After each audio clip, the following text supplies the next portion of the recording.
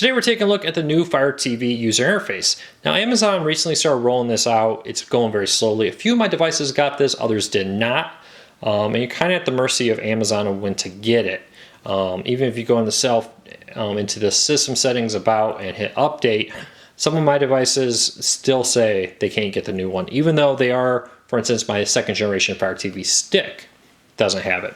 Does seem to be rolling out to the first or second generation right now. First generation Fire Stick and Fire TV will get this update at a later date. Probably when I put this up, could be any time now. But let's kind of take a look at it. So right off the bat, one of the things you'll notice here is right off the top, very Netflix-esque, they'll start playing a video ad at the very top. You can kind of scroll through a few different ones here, cards. It will play music and so forth. You can just scroll down to leave that and get away with it. Very similar to what the Netflix app has been doing for a while now. So some people will be annoyed by that, others won't care because you can quickly jump past it. Then you got your recents, very similar to how the old Fire TV user interface works. Your apps. Now, one thing I really like about this is the ability to rearrange it. You know, I'm not a big Amazon Music person, especially on my TV. I'm not the kind of person that puts music on my TV. If I hit the menu button, I select Move, I can rearrange this. I could say I'm gonna put this here. I'm gonna take Hulu and move it there because I like Hulu and I'll use that a lot more than some of the other services.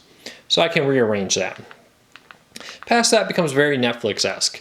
Rows of different content, original series, featured apps and games, even a Netflix recommendation row, which seems a little weird. It does get a few things right here, but then others it just misses. Like My Name is Earl, don't think I've ever watched that. 30 Rock again.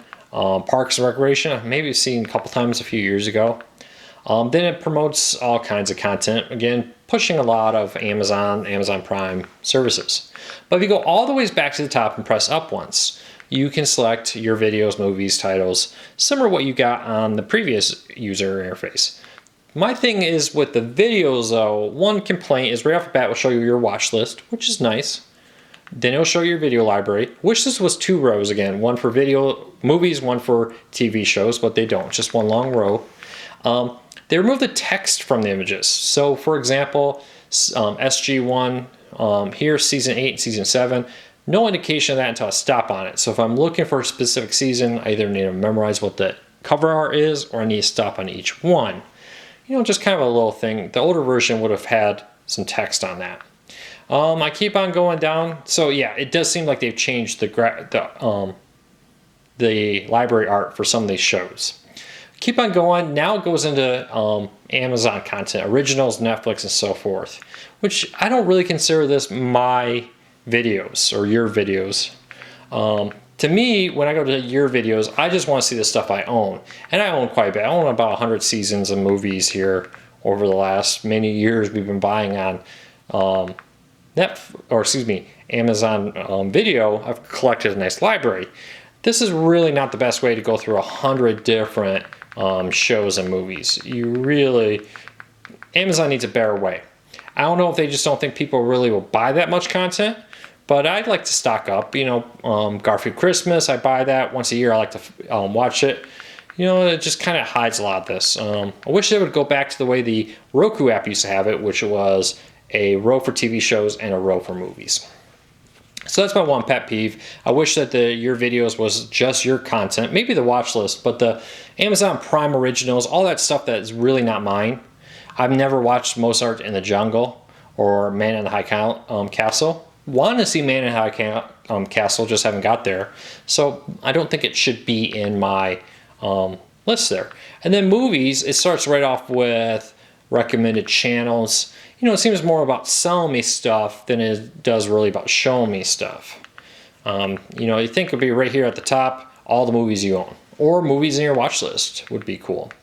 TV shows, same thing, apps, the list goes on and on. And then settings. Nice graphical update to the settings. Everything is pretty much right here. I can control everything like I did in the previous one. A lot of the sub-menus are pretty much the same. But you do have a nice, beautiful user interface. You can now set up Alexa and different other features in here that you couldn't do in the past. Really does seem like they're pushing a lot of accessibility, voice controls and so forth with this. So overall, 2 thumbs up, big upgrade over the older Fire TV user interface. Sadly, I don't know a way to get this to come down if they're not ready to give it to you yet. At the rate they're going, it'd probably be a week or 2 before everybody has this. If you have any questions, let me know. I'll try to answer them. You can load third-party apps on here. There was a lot of talk and some bad leaks that came out earlier that suggested that you couldn't install third-party apps, but yes, you can, and put Kodi and other apps on this, because I know that question will come up often. Questions, comments, let me know. If this video helps you, give me a thumbs up. It really does help us.